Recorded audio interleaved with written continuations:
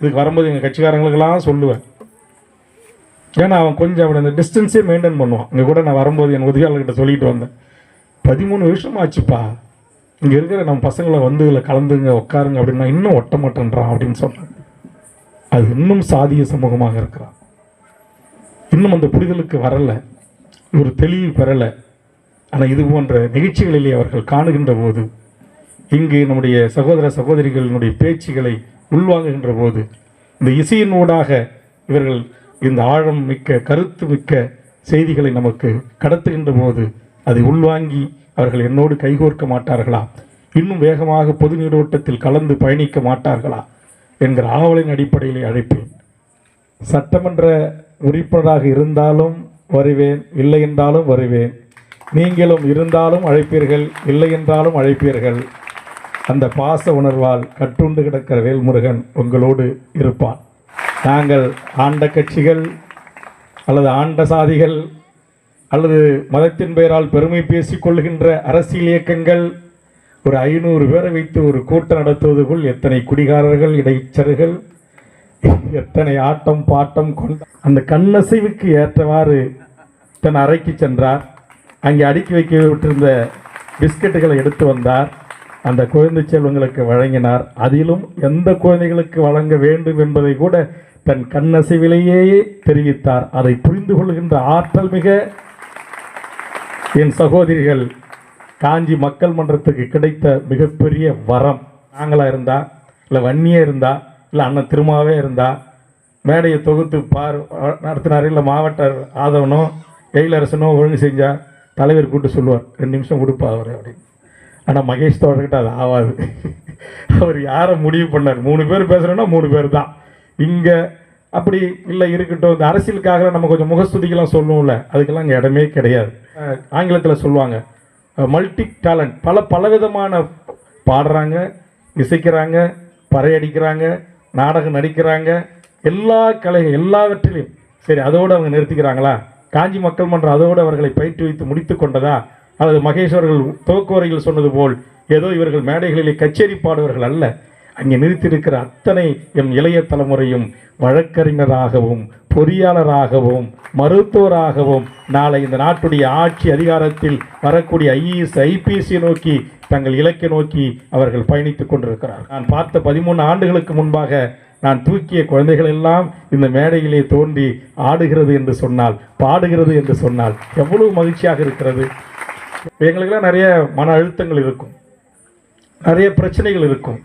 கூட வன்னியரசர் அவர்கள் குறிப்பிட்டது போல், என்னதான் நான் ஒரு சாதிய வட்டத்துக்குள், ஒரு சாதிய சமூகத்தில் இருந்து தொடங்கப்பட்ட அரசியல் கட்சியில் 2ஆம் கட்ட தலைவராக, இந்த கட்சியின் இணை பொதுச் செயலராக பணியாற்றி, சட்டமன்றத்தின் முன்வரிசை தலைவராக, கொறடாவாக, துணைத் தலைவராக பணியாற்றி, அப்போது கூட நான் ஒரு சமூகத்தின் மோதலுக்கு வித்திடாமல் மிக நிதானமாக என்னுடைய நகர்வுகளை கடலூர் மாவட்டத்தில் ஒருங்கிணைத்து நடத்தியிருந்தாலும் கூட, இன்னும் நான் இருந்த இடத்திலிருந்து வந்ததன் விளைவாக இன்னமும் சாதிய ரீதியாகவே பார்க்கப்படுகின்ற பார்வை, அதனால் எமக்கு மறுக்கப்படுகின்ற பல்வேறு மேடைகள், ஊடகங்கள், பத்திரிகைகள், இருட்டடிப்பான செய்திகள், உண்மையான போராளிகள் ஏதோ பல்வேறு இடங்களில் மறைக்கப்பட்டும் மறுக்கப்பட்டும் அவர்கள் வம்பு தும்பு வழக்குகளை சுமந்து குடும்பங்களை இழந்து பல்வேறு தியாகங்களை செய்து இன்னும் தமிழ்நாட்டின் பல முனைகளிலே மிகச்சிறந்த ஆளுமைகளாக, நேர்மையாக, தனிமனித ஒழுக்கம் உள்ளவர்களாக உண்மையான தமிழ் தேசிய போராளிகள் களத்தில் இருக்கிறார்கள். புலிகளாக அங்கேற்கண்ணி வெடிக்க வேண்டுமா, ரங்கன் வெடிக்க வேண்டுமா, மில்லர் வெடிக்க வேண்டுமா, அடுத்தடுத்த பெண் கரும்புலிகள், உயிர் கொடையில் கூட சமபங்கு பெண்களுக்கு கொடுத்திட்ட இந்த மகத்தான தலைவன். மூவர் விடுதலைக்கும் 7 விடுதலைக்கும் தன்னுயிரை தந்திட்ட எங்கள் அன்பு தங்கை செங்குடியின் 13ஆம் ஆண்டு நினைவேந்தல் நிகழ்வை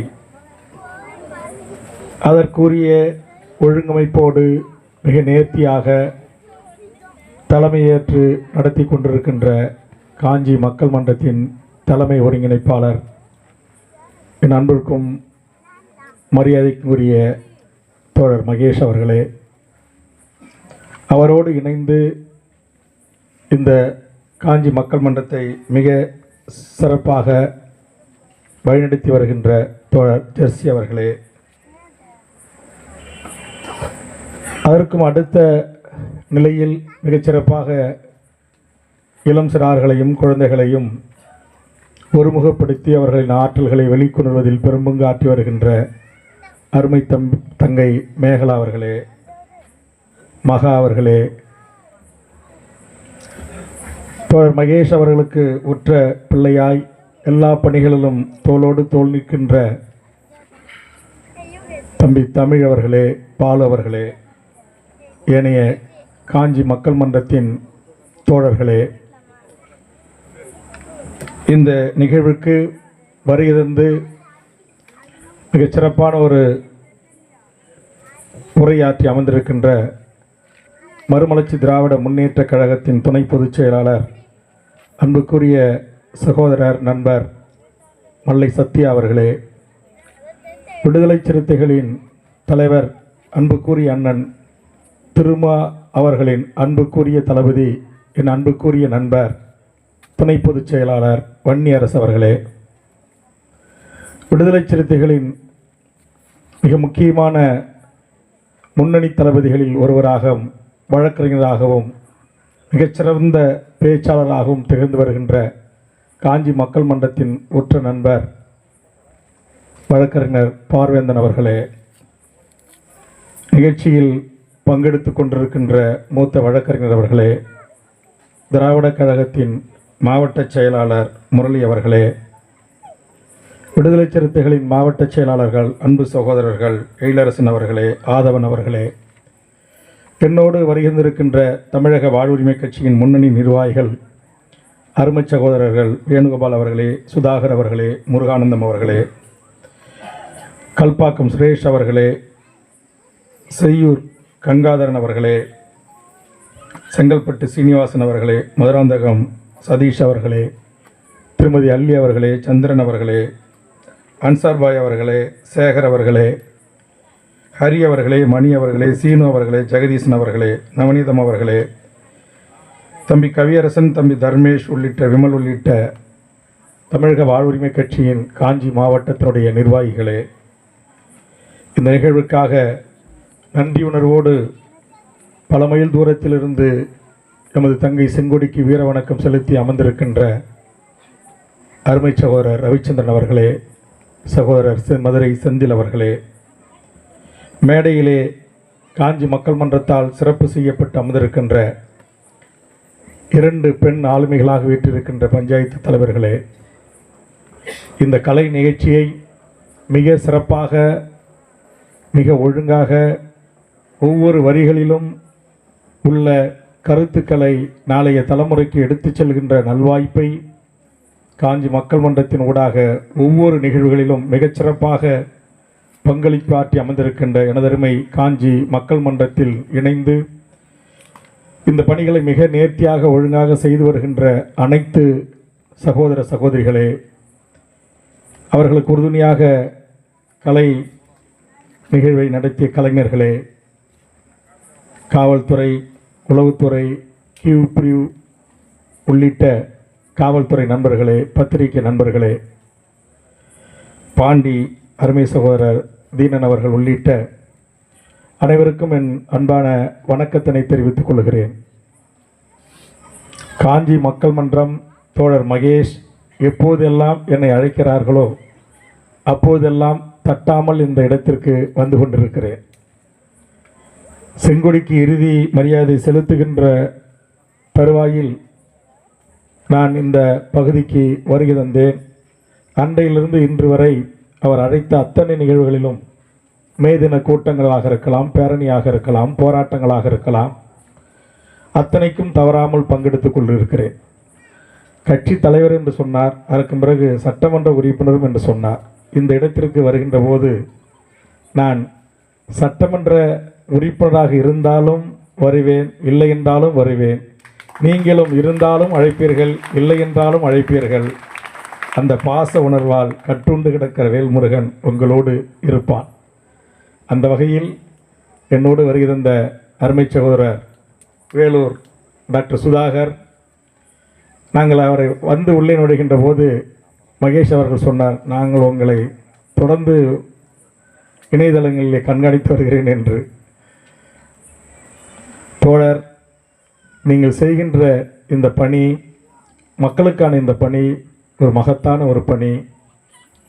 இங்கே என்னுடைய அருமைக்குரிய நண்பர் வன்னியரசு அவர்கள் குறிப்பிட்டது போல், இந்த நிகழ்வை நான் ஒவ்வொரு நிகழ்ச்சிக்கும் வருகின்ற போது தமிழீழத்தில் எமது தமிழீழ தேசிய தலைவன் மேதகு அண்ணன் பிரபாகரன் அவர்கள் எப்படி மாவீரர் நாளை ஒழுங்கு செய்து ஒழுங்கமைப்போடு கலை நிகழ்ச்சியோடு தமிழீழ கலை பண்பாட்டு துறை வடித்தளித்த உணர்ச்சி கவிஞர் ஐயா காசி ஆனந்தன், புதுவை ரத்தினதுரை, அண்ணன் அறிவுமதி போன்ற கவி பெருமக்கள் தமிழீழ மண்ணுக்கு கொடையாக தந்திட்ட பாடல் வரிகள் உச்சரிக்கப்பட்டு அங்கு இது போன்ற கலை நிகழ்ச்சிகளை நடத்தி அந்த உணர்வெழுச்சியோடு அந்த மக்கள் ஒன்று கூடி அங்கு அந்த மாவீரர்களுக்கான வீர வணக்கத்தை செலுத்துவார்கள்.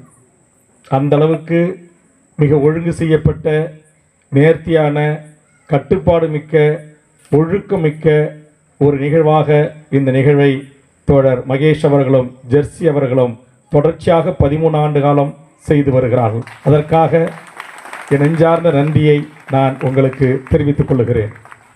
எல்லாவற்றிற்கும் மேலாக உழைக்கின்ற உண்மையான பாட்டாளி வர்க்கத்தின் பிள்ளைகளும், உண்மையான பாட்டாளி வர்க்கத்தில் இருந்து வந்திருக்கின்ற அடித்தள மக்களுமாகிய இந்த பழங்குடியின மக்கள் இவ்வளவு ஒழுங்கமைப்போடு, இவ்வளவு கட்டுப்பாடோடு இங்கு ஒன்று கூடி நிகழ்ச்சியை நிறைவு செய்து நீங்கள் கலையலாம் என்று சொல்லுகின்ற வரையில் ஒரு கட்டுப்பாடு மிக்க ஒரு தலைமைக்கின் கீழ் ஒருங்கிணைந்து வந்து அமர்ந்திருக்கின்ற அனைத்து என் பழங்குடி உறவுகளுக்கும் முதலில் என் நெஞ்சார்ந்த நன்றி. நாங்கள் ஆண்ட கட்சிகள் அல்லது ஆண்ட சாதிகள் அல்லது மதத்தின் பெயரால் பெருமை பேசிக்கொள்கின்ற அரசியல் இயக்கங்கள் ஒரு 500 பேரை வைத்து ஒரு கூட்டம் நடத்துவதற்குள் எத்தனை குடிகாரர்கள், இடைச்சர்கள், எத்தனை ஆட்டம் பாட்டம் கொண்டாட்டம், இடையில் கேள்விகள், பிரச்சனைகள், காவலர்கள் வர வேண்டும் அல்லது மாநில மாவட்டம் இறங்கி சென்றவர்களை கட்டுப்படுத்த வேண்டும், மட்டுப்படுத்த வேண்டும். எந்த தேவையும் இல்லாமல் தன் கண்ணசைவில் இந்த அமைப்பை, இந்த நிர்வாகத்தை மிகச்சிறப்பாக ஆளுமை செலுத்துகின்ற எங்கள் ஆண் தாய் ஜெர்சி அவர்களுக்கும் எங்கள் மகேஷ் அவர்களுக்கும் நான் எத்தனை முறை நன்றி சொன்னாலும் தகும். அதற்கு அவர் தாயாக, அதுவும் ஆண் தாயாக என்று நான் குறிப்பிட்டேன். அதற்கு காரணம், அங்கே ஒரு 5-6 குழந்தை செல்வங்கள், இங்கே ஒரு 5-6 குழந்தை செல்வங்கள். மணி 9 நெருங்கிவிட்டது. மகேஷ் எனது அருகில் உட்கார்ந்து கொண்டு கண்ணை தான் அசைத்தார். இங்கே நம் பாலு அவருடைய துணைவியார் அந்த கண்ணசைவுக்கு ஏற்றவாறு தன் அறைக்கு சென்றார். அங்கே அடுக்கி வைக்க விட்டிருந்த பிஸ்கட்டுகளை எடுத்து வந்தார். அந்த குழந்தை செல்வங்களுக்கு வழங்கினார். அதிலும் எந்த குழந்தைகளுக்கு வழங்க வேண்டும் என்பதை கூட தன் கண்ணசைவிலேயே தெரிவித்தார். அதை புரிந்து கொள்கின்ற ஆற்றல் மிக என் சகோதரிகள் காஞ்சி மக்கள் மன்றத்துக்கு கிடைத்த மிகப்பெரிய வரம். அது மேகலையாக இருக்கலாம், மகாவாக இருக்கலாம். அதை தொடர்ந்து இருக்கின்ற அனைத்து சகோதர சகோதரிகளையும் இந்த 13 ஆண்டுகளமாக இந்த மேடையில் தோன்றி இந்த மண்ணுக்கும் மக்களுக்கும், உழைக்கும் மக்களுக்கும், உண்மையான பாட்டாளி வர்க்கத்திற்கும் போராடுகின்ற இந்த 2 தாய்களை எத்தனை முறை எவ்வளவு பாராட்டினாலும் தகும்.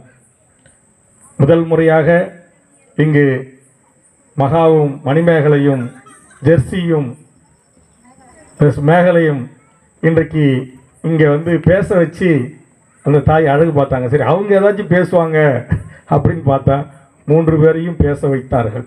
உண்மையிலேயே நான் முதல் முறையாக இவங்க 3 பேருடைய உரையை இந்த பொது அரங்கின் ஊடாக கேட்கிறேன்.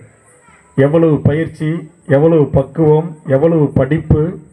இன்றைக்கு காரல் மார்க்ஸையும் லெனினையும், இன்றைக்கு மூலதனத்தையும் மார்க்சிஸ்டையும் படித்த காரணத்தினால் எமது சகோதரிகளும் எமது தோழர்களும், நான் 6 முறை தேர்தலை சந்தித்தவன், 43 ஆண்டு காலம் பொது வாழ்வுக்கு சொந்தக்காரன், 3 முறை தமிழக சட்டமன்றத்தில் மறைந்த கலைஞரோடு, ஜெயலலிதாவோடு, மூத்த அமைச்சர்களாக இருப்பவர்களோடு வாதிடக்கூடிய புலமை அறிவை பெற்றவன் என்கிற இருமாப்பில் இருந்த எனக்கே இந்த 3 தோழர்களின் உரையை கேட்கின்ற போது நாம் இன்னும் எல் முனை அளவு கூட மார்க்சிசத்தை, ஏங்கல்லை, லெனினை, காரல் மார்க்ஸை தெரிந்து கொள்ளவில்லை. நான் தெரிந்து கொண்டதெல்லாம் தோழர் தமிழரசனை, தமிழீழ தேசிய தலைவன் பிரபாகரனை. காரணம், இந்த இரண்டு தலைவர்களினுடைய வரலாற்று தடம் பதித்து வாழ வேண்டும் என்று விரும்பினேன். அவர்கள் ஏற்றுக்கொண்டவர்கள்தான் இங்கே நம்முடைய தோழர் மகேஷ் அவர்கள் நூற்றாண்டு விழா கொண்டாடுகிற தலைவர்கள்.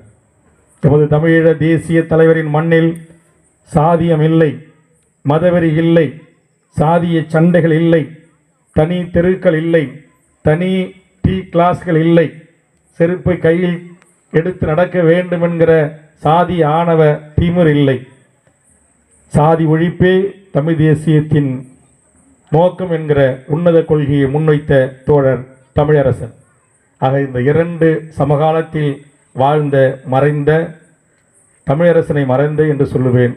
எங்கள் நெஞ்சத்திலும் எங்கள் உள்ளத்திலும் என்றும் மறையாத உலகம் முழுவதும் வாழ்கின்ற ஈழத்தமிழ் உறவுகளிடம், எம் தாய் தமிழ் உறவுகளிடம் இன்றைக்கு நெஞ்சில் தனக்கென்று ஒரு இடத்தோடு அமர்ந்து கொண்டிருக்கிற எமது தமிழீழ தேசிய தலைவன் பிரபாகரன் அவர்களை, அவருடைய வாழ்க்கை வரலாறை, அவருடைய போராட்ட வரலாறை, அவருடைய சமூக நீதி சமத்துவ வரலாறை, சமமான பார்வையை நாங்கள் கற்றுக்கொண்டாலே அதுவே எமக்கு போதுமானது என்று நாங்கள் இருந்தோம். அந்த வகையில் இன்றைய இந்த செங்கொடியினுடைய 13வது ஆண்டு நினைவேந்தலில் இந்த தோழருடைய உரை, தோழர் வன்னியரசனுடைய உரை, மல்லை சத்யாவினுடைய உரை, பார்வேந்தனுடைய உரை, வாய்ப்புகள் இருந்தால் எங்கள் மூத்த வழக்கறிஞரும் திராவிடக் கழகத்தின் விடுதலை சிறுத்தைகள் தமிழக வாழ்வுரிமை கட்சியினுடைய எத்தனையோ இங்கு பேச்சாளர்கள் இருந்திருக்கிறார்கள்.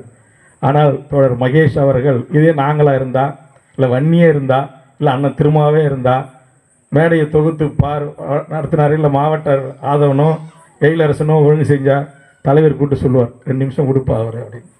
ஆனால் மகேஷ் தோழர்கிட்ட அது ஆகாது. அவர் யாரை முடிவு பண்ணார்? 3 பேர் பேசுகிறோன்னா 3 பேர் தான். இங்கே அப்படி இல்லை, இருக்கட்டும், இந்த அரசியலுக்காக நம்ம கொஞ்சம் முகஸ்துதிக்கெல்லாம் சொல்லுவோம்ல, அதுக்கெல்லாம் இங்கே இடமே கிடையாது. அவர் வெட்டு 1 துண்டு 2 அப்படிதான் ஒரு கட்டுக்கோப்பான ஒரு கம்யூனிலை, ஒரு இயக்கத்தை வழிநடத்த முடியும். சமரசமற்று இன்றைக்கு சாதி ஒழிப்பிலும் பாட்டாளி வர்க்கத்தின் விடுதலைக்கும் உழைக்கும் மக்களின் உரிமைகளுக்கும் சென்னையில் கோட்டையின் கதவை தட்டுவதிலிருந்து உள்ளூராட்சி மாவட்ட ஆட்சித்தலைவராக இருக்கலாம், எஸ்பியாக இருக்கலாம், டிஎஸ்பியாக இருக்கலாம், கோட்டாட்சியராக இருக்கலாம், தாசில்தாராக இருக்கலாம், மருத்துவமனையில் மருத்துவர் இல்லை என்றால் அங்கே சென்று சாட்டையை சூட்டுவதாக இருக்கலாம். எல்லாவற்றிலும் இந்த உண்மையான இந்த பாட்டாளி வர்க்கத்தின் உரிமைகளுக்காக களம் காணுகின்ற ஒரு சிறு அமைப்பு.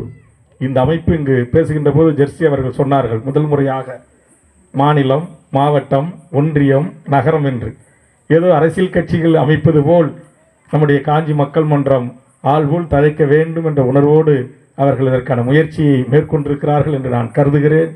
உண்மையிலேயே தமிழ்நாடு முழுவதும் இது போன்ற ஒழுங்கு செய்யப்பட்ட, குடி இல்லாத, போதை இல்லாத, கஞ்சா இல்லாத, அபின் இல்லாத, மருந்து மாத்திரை குடிக்கு நிகராக பயன்படுத்துகிற ஒரு இளைய தலைமுறை இல்லாத, சமூகத்தை குறித்து கவலை கொள்கின்ற ஒரு இளைய தலைமுறை, சமூகத்தில் இருக்கிற சீரழிவுகளை குறித்து சீர்தூக்கி பார்க்கின்ற ஒரு இளைய தலைமுறை, சமூகத்தில் இருக்கிற தீண்டாமை கொடுமைகளுக்கு எதிராக தன் பாடல் வரிகளை கொண்டு சாட்டைகளை சமூகத்தின் மீது சுருட்டுகிற ஒரு ஆற்றல் வாய்ந்த இளைய தலைமுறையை உருவாக்கின்ற பாங்கு, அவர்களுக்கான அரசியல் வகுப்புகள், அவர்களுக்கான பயிற்சிகள், இந்த இளம் சிறார்கள், 4ஆம் தலைமுறை சிறார்கள் இங்கு இந்த காட்சியினூடாக எந்தவித ஒரு பிழையும் ஏற்படாத வண்ணம் ஒழுங்கமைப்போடு அந்த பாடல் வரிகளுக்கும் நடனங்களுக்கும் தங்கள் கருத்தினூடாக அவர் வெளிக்காட்டிய அசைவுகள் என்பது சாதாரண விடயம் அல்ல.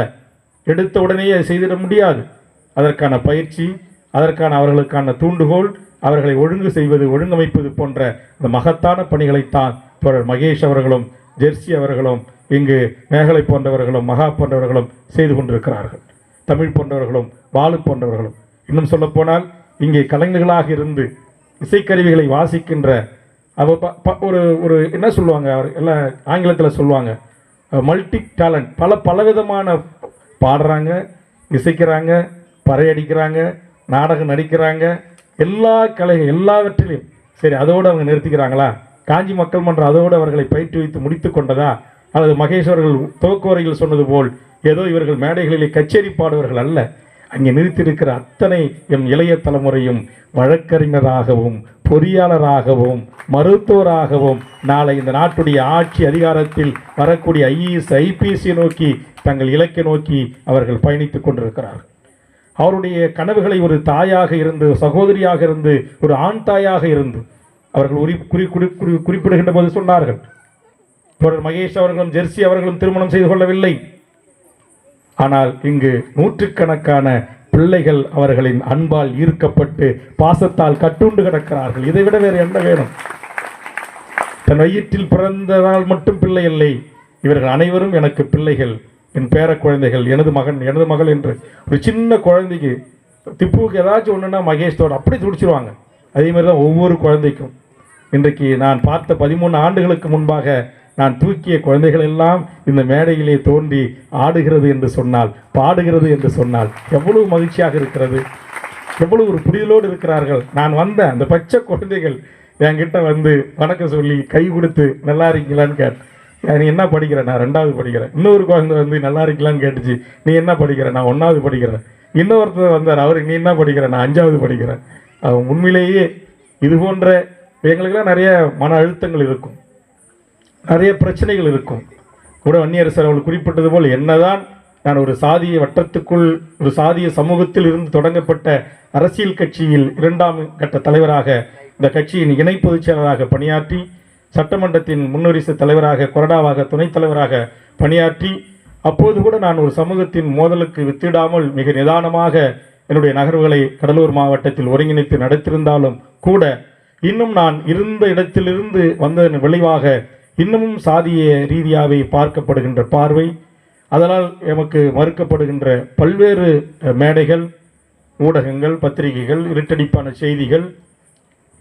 இங்கே வன்னியரசு அவர்களுக்கு தெரியும், பார்வேந்தன் அவர்களுக்கு தெரியும், தமிழ்நாடு விடுதலைப்படையை நடத்திய தோழர் தமிழரசனுக்கு பிறகு, அவருடைய மறைவுக்கு பிறகு ஆதிக்க அரச பயங்கரவாதம் எங்கெல்லாம் தலைவிரித்தாடுகிறதோ, சிதம்பரம் பத்மினி, புத்தாண்டிக்குப்பம் வசந்தா, குள்ளஞ்சாவடி விருப்பலிங்கம், குள்ளஞ்சாவடி வடலூர் செல்வம் படுகொலை, இப்படி எங்கெல்லாம் காவல்துறை அடக்குமுறைகளை கையாண்டதோ அங்கெல்லாம் தமிழ்நாடு விடுதலைப்படை அன்று 2ஆம் கட்ட தலைவர்களாக இருந்து அதை வழிநடத்தியவர்களுக்கு எல்லாமுமாக இருந்து உண்மையான தமிழ் தேசிய போராளிகளாக ஆகிய மிக பிற்படுத்தப்பட்ட சமுதாயத்தைச் சேர்ந்தவர்களும், ஒடுக்கப்பட்ட தாழ்த்தப்பட்ட சமுதாயத்தைச் சேர்ந்தவர்களும் கரங்கோர்த்து கைகோர்த்து நடத்திய தாக்குதல் அத்தனைக்கும் பின்புலமாக இருந்தவர்.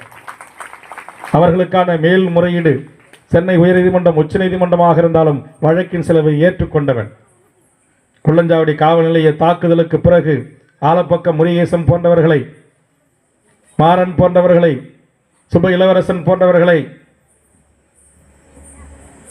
ஜான்பீட்டர் போன்றவர்களை, தடா ஜான்பீட் பல்வேறு போராளிகளை சென்று சிறையில் சந்திப்பதற்கு கூட அவர் உடன் பிறந்தவர்கள் கூட அஞ்சிய போது, காவல்துறை மிரட்டிய போது துணிந்து அந்த தாக்குதலை நடத்திய போராளிகளுக்கு சிறையில் என்ன வேண்டும் என்று தேடி சென்று உதவியவன். உண்மையான தமிழ் தேசியத்தின் பால் ஈர்க்கப்பட்டு அந்த தமிழ்நாடு விடுதலைக்கு படைக்கும் பின்னால் இருந்து இயங்கியவன். ஆனால் இன்னைக்கு யாரோ சொந்தம் கொண்டாடுறான், நாங்கள் தான் தமிழ் தேசிய போராளி, நாங்கள் தான் சான்றிதழ் தரணும் அப்படின்றான். ஆனால் உண்மையான போராளிகள் ஏதோ பல்வேறு இடங்களில் மறைக்கப்பட்டும் மறுக்கப்பட்டும் அவர்கள் வம்பு தும்பு வழக்குகளை சுமந்து குடும்பங்களை இழந்து பல்வேறு தியாகங்களை செய்து இன்னும் தமிழ்நாட்டின் பல முனைகளிலே மிகச்சிறந்த ஆளுமைகளாக, நேர்மையாக, தனிமனித ஒழுக்கம் உள்ளவர்களாக உண்மையான தமிழ் தேசிய போராளிகள் களத்தில் இருக்கிறார்கள். ஆனால் இன்றைக்கு தமிழ் தேசியம் பேசியவர்கள், பேசிக்கொண்டு இருப்பவர்கள், யூடியூப்களிலே வருகின்ற செய்திகள், பாலியல் செய்திகள், சொந்த கட்சியில் பெண்களுக்கான பாதிப்புகள், இதையெல்லாம் எண்ணுகின்ற போது உண்மையிலேயே வேதனையாக இருக்கிறது. ஆக அந்த அடிப்படையில் தான் தந்தை பெரியாரையும், புரட்சியாளர் அம்பேத்கரையும், காரல் மார்க்ஸையும், ஐயன் திருவள்ளுவரையும் வழிகாட்டி தலைவராக ஏற்றுக்கொண்டு தமிழ்நாட்டில் உண்மையான சமத்துவ சமூக நீதிக்கான ஒரு அரசியல் கட்சியாக தமிழக வாழ்வுரிமை கட்சி அனைத்து மக்களுக்குமான கட்சியாக என்னால் முன்னெடுத்து செல்லப்படுகிறது. ஆனால் எல்லாரோடும் பகைமை பாராட்டால், இங்கே சொன்னாரே அருமைச்சர் நண்பர் வன்னியரசு, இந்த மண்ணின் மக்களில் ஒருவராக இருக்கின்றவர்களை அவர்கள் சார்ந்த மொழி ரீதியாக பிரித்து பேசுவது, அவர்கள் இந்த மண்ணுக்கு இங்கே ரவிச்சந்திரன் வந்திருக்கிறார், அவருடைய பங்களிப்பு, ஈழத்தில் நம் இனம் அழிந்த போது தீக்குளித்து மாண்டவர்களில் 4 இன்றைக்கு சொல்கின்றவர்கள் பேசுகின்ற அந்த தாய்மொழிக்கு சொந்தக்காரர்கள். இந்த மக்களோடு இரண்டரை கலந்து வாழக்கூடியவர்களை அந்நியப்படுத்துவது, பிரித்து பார்ப்பது, மொழி சிறுபான்முறை எதிரியாக பூர்வகுடி தமிழ் மக்களிடத்தில் நிறுத்துவது. ஆக இந்த அரசியல் எல்லாம் செய்யாமல் தந்தை பெரியாரையும் புரட்சியாளர் அம்பேத்கரையும் காரல் மார்க்ஸையும் சமகாலத்தில் லெனின், ஸ்டாலின் இவர்களை பற்றி எங்களுக்கு தெரியாது. இவர்களுக்கு ஒட்டுமொத்த உருவமாக திகழ்கின்ற என் உயிரினும் மேலான தமிழீழ தேசிய தலைவர் பிரபாகரன் அவர்களின் அந்த ஒழுக்கத்தையும் அந்த கட்டுப்பாட்டையும் அந்த பெண்களுக்கான சம பங்கு எல்லாம் வாயால பேசுவான். ஆனால் அந்த தலைவன் தான் பெண்களுக்கு எல்லா இடங்களிலும் சம வாய்ப்புகளை கொடுத்தார், சம பங்களித்தார். அது இராணுவ தளபதியா, பெண் தளபதியா, ஆண் தளபதி, ஆண் தளபதியா, பெண் தளபதி, புலனாய்வு தளபதி ஆனா, புலனாய்வு தளபதி பெண் என்று எல்லா இடங்களிலும் கரும்புலிகளாக அங்கேற்கண்ணி வெடிக்க வேண்டுமா, ரங்கன் வெடிக்க வேண்டுமா, மில்லர் வெடிக்க வேண்டுமா, அடுத்தடுத்த பெண் கரும்புலிகள் உயிர் கொடையில் கூட சமபங்கு பெண்களுக்கு கொடுத்திட்ட இந்த மகத்தான தலைவன். ஆக அந்த தலைவனை படித்து அந்த தலைவனுடைய விடுதலை போராட்டத்தை உணர்ந்து இங்கே கூட தமிழீழம் குறித்த ஒரு பாடல் ஒலித்தது. என் கண்களில் நீர் சொரிந்தது. ஒவ்வொரு பாடல்களையும் ஏதோ பாடல்களை கேட்டோம், ரசித்தோம், கைத்தட்டினோம், சென்றோம் என்று இருக்கக்கூடாது.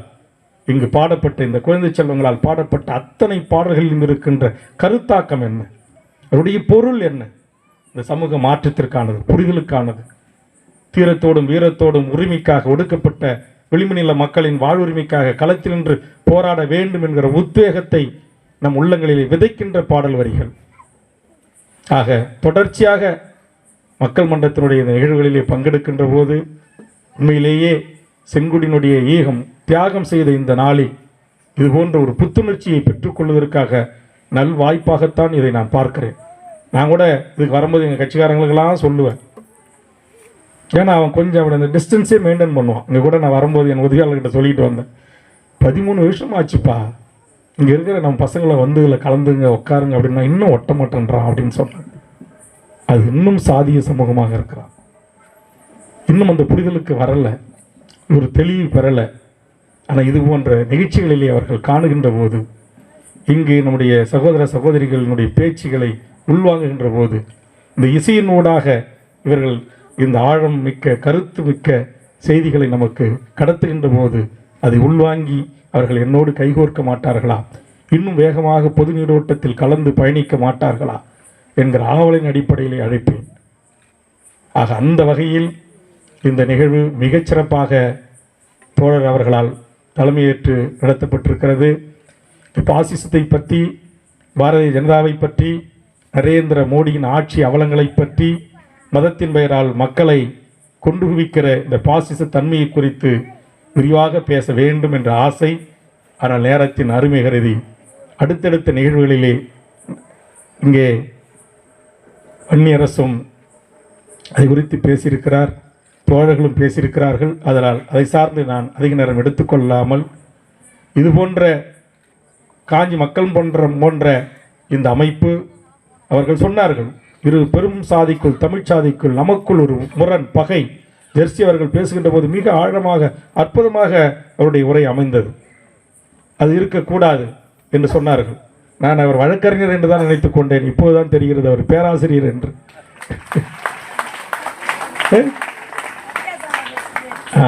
ஆக உண்மையிலேயே ஒரு பேராசான் தான், அவர் பேராசிரியர் தான். காரணம், காஞ்சி மக்கள் மன்றத்தில் பயிகின்ற அத்தனை மாணவர் செல்வங்களுக்கும் இன்றைக்கு கம்யூனிசம் என்றால் என்ன, முதலாளித்துவம் என்றால் என்ன, தொழிலாளர் வர்க்கம் என்றால் என்ன என்கிற தெளிவான கருத்துக்களை என் இளைய தலைமுறை பிள்ளைகளுக்கு எடுத்துச் சொல்லுகின்ற பேராசிரியராகத்தான் நானும் அவரை பார்க்கிறேன். அந்த வகையில் ஆனால் எல்லா பேராசிரியருக்கும் மேலே இங்கே அண்ணன் திருமா வந்திருந்தாலும், நான் வந்திருந்தாலும், அண்ணன் வைகோ வந்திருந்தாலும், அண்ணன் குளத்தூர் மணி வந்திருந்தாலும் எல்லாருக்கும் மேலே ஒரு பேராசிரியர் இருப்பாங்க. எல்லாரையும் அதிகாரம் செலுத்தி எல்லாரையும் எந்த நேரத்தில் எப்படி முடிவுக்கு கொண்டு வர வேண்டும் என்கிற பெரும் பேராசிரியர் துறை தலைவர் நம்ம தோழர் மகேஷ் அவர்கள். அது யாராக இருந்தாலும் சொல்லிடுவாங்க, சீட்டு கொடுத்துருவாங்க. எனக்கு இன்னும் கொடுத்துருவாங்கன்னு நினைக்கிறேன். அதனால் சொல்லுகிறேன், தோழர் மகேஷ் அவருடைய தலைமையில், ஜெர்சி அவருடைய ஒருங்கிணைப்பில் இது போன்ற ஒரு ஒழுங்குமிக்க, அனைத்து உரிமைகள் மறுக்கப்பட்ட, அரச பயங்கரவாதத்திற்கு எதிராக, அரசு அடக்குமுறைக்கு எதிராக ஒரு ஏழை மக்களுக்கு ஒரு பிரச்சனை. அன்றைக்கி ஜெர்சி மகேஸ்வரன் என்னை வந்து சந்தித்தாங்க. ஒரு பெரிய ஏதோ ஒரு மனு கொடுப்பாங்க, 2 மனு கொடுப்பாங்கன்னு பார்த்தேன். பல மனுக்கள் இருந்துச்சு. எல்லாம் இங்கே அமர்ந்திருக்கின்ற உண்மையான இந்த உழைக்கும் மக்களுக்கான பிரச்சனைகளை குறித்து. ஆக அதுபோல் சமூகத்தின் மீது மக்களை நேசிக்கின்ற, மண்ணை நேசிக்கின்ற, அவர்களின் வாழ்வுரிமையை நேசிக்கின்ற இது போன்ற ஆளுமைகள், இது போன்ற தலைமைகள் கிடைத்திருப்பது அரிது. இதை சரியாக பயன்படுத்தி கொண்டு அவர்கள் முன்னெடுக்கிற அத்தனை நிகழ்வுகளிலும் எனதருமை உண்மையான இந்த உழைக்கும் வர்க்கம் ஒதுணையாக இருந்து தமிழ்நாடு முழுவதும் இது மிகச்சிறப்பாக பரவ வேண்டும். இது போன்ற அமைக்கப்பட்ட அமைப்புகள், இயக்கங்கள் வலுப்பெற்றால்தான் ஆதிக்க சனாதன சக்திகளை நாம் எதிர்கொள்ள முடியும், அவர்களை வீழ்த்த முடியும். அவர்கள் RSS அண்ட் பரிவார கும்பல் என்கிற ஒழுங்கமைக்கப்பட்ட ஒரு இயக்கமாகவே கோடிக்கணக்கான ரூபாய்களை கொட்டி இறைத்து அவர்கள் ஒரு ஒழுங்கமைக்கப்பட்ட ஒரு படையை உருவாக்கி வருகிறார்கள். அது போன்றவர்களை நாம் எதிர்கொள்ள வேண்டும். கருத்தியல் ரீதியா, கொள்கை ரீதியா, சித்தாந்த ரீதியா என்றால் இது போன்ற ஒழுங்கமைக்கப்பட்ட காஞ்சி மக்கள் மன்றங்கள் தமிழ்நாடு முழுவதும் பரவ வேண்டும் என்று வாழ்த்தி இந்த நல்வாய்ப்பை, அதாவது எப்போது எனக்கு அஞ்சலி செலுத்துவதற்கு அது மாவீரர் நாளுக்காக இருந்தாலும் இதற்கு அழைக்கப்பட்டாலும் எனக்கு அந்த வாய்ப்பை தோழர் மகேஷ் அவர்களும் காஞ்சி மக்கள் மன்றம் தரும். அதை கூட ஒரு கம்யூனியில் கூட்டி அதை ஒரு ஜனநாயக ரீதியாக அதில் ஒப்புதலை பெற்று அதையும் நடைமுறைப்படுத்துவார் நம்முடைய தோழர் மகேஷ் அவர்கள். அந்த வகையில் இந்த 7 விடுதலைக்கும் 3 தூக்கு கயிறை அறுப்பதற்கும் தமிழ்நாட்டின் ஒரு மாபெரும் மக்கள் புரட்சி, மக்கள் எழுச்சி வருவதற்கும் தன்னுயிர் தந்திட்ட எங்கள் அன்பு சகோதரி செங்கொடிக்கு என் வீர வணக்கத்தை செலுத்தி வாய்ப்புக்கு நன்றி கூறி நிறைவு செய்கிறேன். நன்றி, வணக்கம்.